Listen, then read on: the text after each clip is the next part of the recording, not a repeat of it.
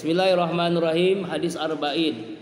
Hadis yang terakhir hari ini yaitu hadis yang ke-42.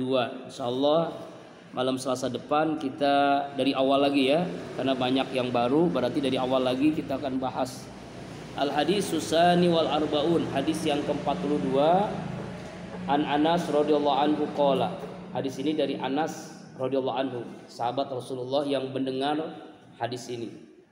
Qala, ia berkata, sami'tu Rasulullah sallallahu alaihi wasallam yaqulu, aku mendengar Rasulullah sallallahu alaihi wasallam bersabda. Qala Allah Ta'ala, Allah telah berfirman. Berarti ini hadis qudsi. Ada hadis nabawi, ada hadis qudsi. Di mana bedanya? Kalau hadis nabawi itu lafaz dan maknanya itu dari Rasulullah sallallahu alaihi wasallam. Sedangkan hadis qudsi ya maknanya dari Allah, lafaznya dari Allah, maknanya dari Rasulullah sallallahu alaihi wasallam. Dan dia tidak tercantum di dalam Al-Qur'an. Makanya hadis qudsi. Begitu kan? Allah berfirman dalam hadis qudsi, ya ibna Adam, wahai manusia. Jadi kalau kita menemukan hadis qudsi ya ibna Adam, itu berarti anak cucunya Nabi Adam, yaitu manusia. Jadi menerjemahkannya ya ibna Adam, wahai manusia. Namanya manusia ini bisa beriman, bisa munafik, bisa kafir. Pokoknya yang namanya manusia. Semua yang manusia. Wahai anak cucunya Nabi Adam, wahai manusia.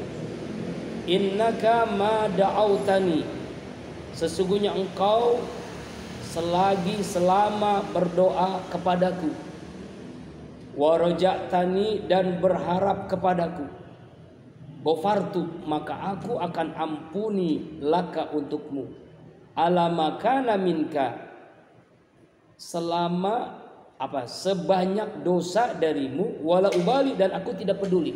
Apa makna di sini? Allah Subhanahu wa taala itu Ghafurur Rahim, Maha Pengampun, lagi Maha Penyayang. Allah itu Al-Afu, Maha Pemaaf.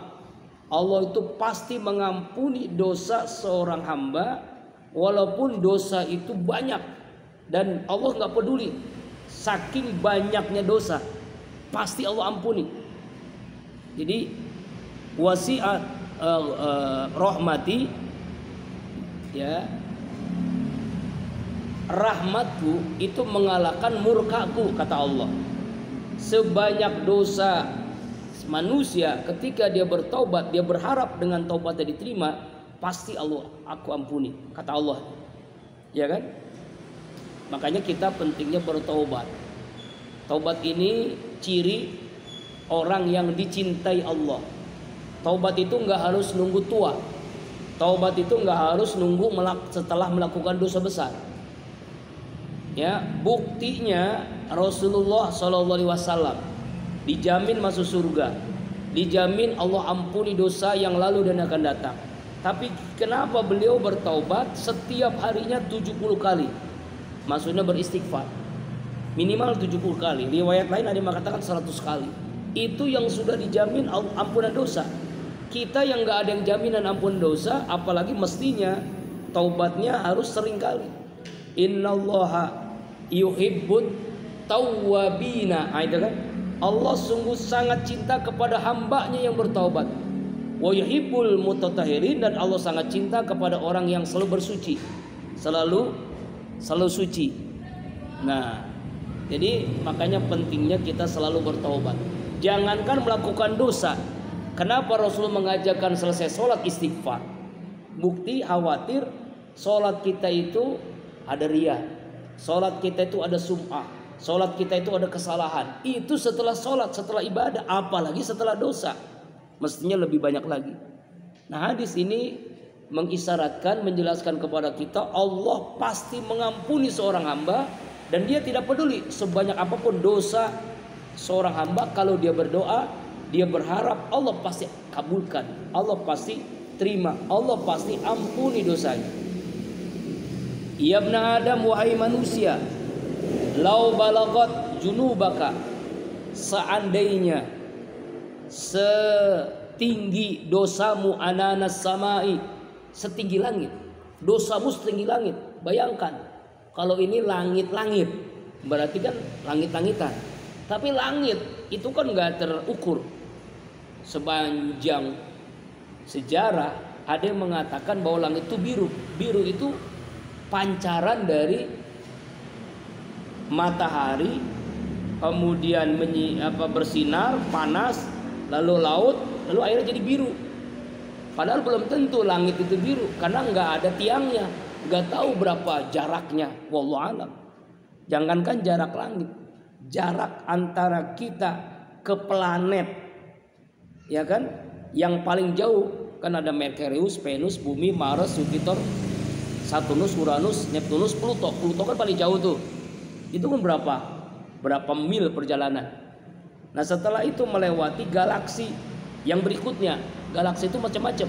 Ada galaksi Bima Sakti, ada galaksi Andromeda, atau galaksi-galaksi yang belum pernah terjangkau oleh ilmu manusia. Seberapa? Wallahu alam. Maka kita ini sangat kecil banget. Ya Allah, ya Allah, nggak ada apa-apanya. Nah dijelaskan di sini seseorang punya dosa, dosanya setinggi langit. Ya, summastaghfarani, summastaghfartani, kemudian dia minta ampun, beristighfar.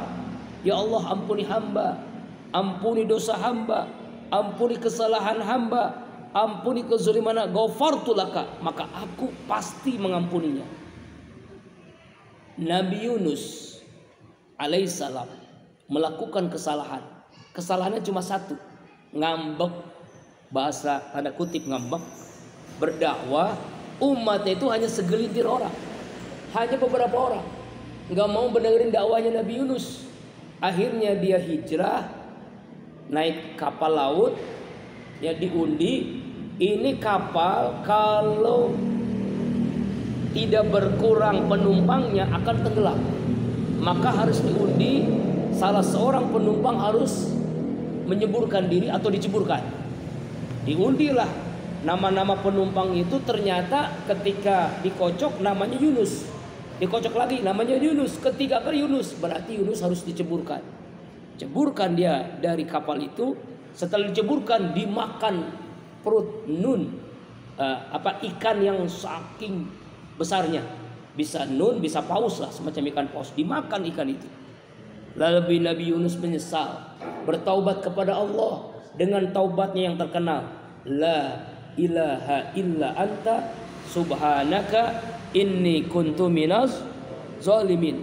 Tidak ada Tuhan yang berhak disembah kecuali Engkau ya Allah, maha suci Engkau, sesungguhnya hamba orang-orang yang zalim. Diterima taubatnya, dikeluarkan dari ikan. Seandainya Nabi Yunus tidak bertaubat, sampai kiamat, sampai hari ini masih di perut ikan. Contoh lagi, Nabi Adam melakukan kesalahan, satu kesalahan, melakukan makan buah khuldi, ya kan? Buah khuldi. Karena setan iblis memberitahukan bahwa, "Hei Adam, ya ente itu pengen selama-lamanya nggak di surga?" Ya pengen dong, nikmat, pasti dong. Tuh, makan buah khuldi. Kalau kamu makan, kamu akan selama-lamanya di surga. Ente ada-ada aja. Aneh itu, bahasa Betawi ini Adamnya ya. Diperintahkan Allah jangankan makan, deket aja nggak boleh. Wala taqrabus sajarah, jangan mendekati pohon. Gitu. Waduh, nggak kena nih. Akhirnya iblis menggoda Siti Hawa. Siti Hawa digoda. Oh iya ya, kita kan pengen lah bersama. Iya, pengen nggak kamu di surga selama? Ya pengen dong, please. Ya kalau gitu, coba dong bilang kepada suamimu tuh. Bilang ingin selama di surga enggak? Nah perempuan kan rayuannya dahsyat. Ingat, perempuan itu rayuannya dahsyat. Lama-lama namanya dirayu oleh bininya, mau juga. Dideketilah buah khuldi, dimakanlah buah khuldi. Awalnya nggak mau, dimulai oleh Hawa. Akhirnya buah khuldinya ya nyangkut di payudaranya. Ada dua, ya kan?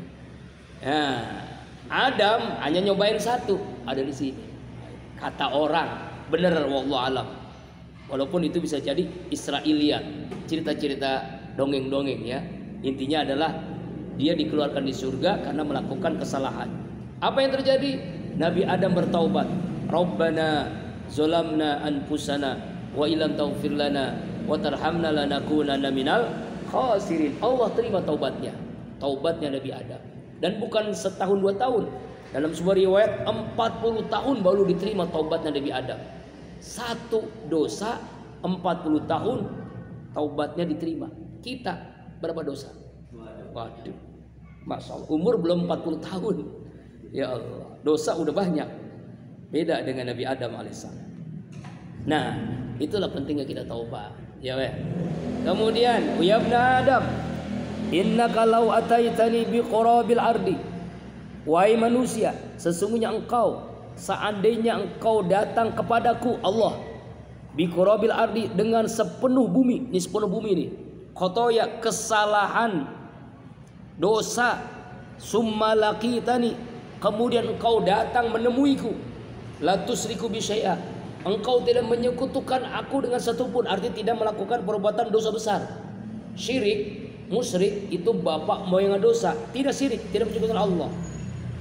La ataituka bi qurabiha maghfiratan, aku Allah datang kepadamu dengan sama sepenuh bumi ampunan terhadap dosa-dosamu. Engkau bawa dosa sepenuh bumi, Allah bawa ampunan dosa sepenuh bumi juga. Artinya Allah ampuni dosanya. Tuh bayangkan, ya kan? Saking Allah sayang kepada kita, ya walaupun dosa kita sepenuh bumi, Allah pun datang sepenuh bumi dengan ampunan dosa, selama tidak syirik. Itu hadisun hasan sahih riwayat Tirmidzi. Apa yang kita ambil konklusi, kesimpulan hadis ini? Pertama, teruslah berdoa kepada Allah, teruslah berharap kepada Allah. Selama kita berdoa, selama itu Allah kabulkan doa kita. Ud'uni astajib lakum. Yang kedua, hadis ini mengajarkan kepada kita yakin dengan rahmat kasih sayang Allah, dengan ampunan Allah. Seandainya di antara kita terjerumus kepada semua dosa, setiap dosa kita lakukan, bahkan dosa itu setinggi langit, Allah akan ampuni kalau kita sungguh-sungguh bertaubat, taubatan nasuha.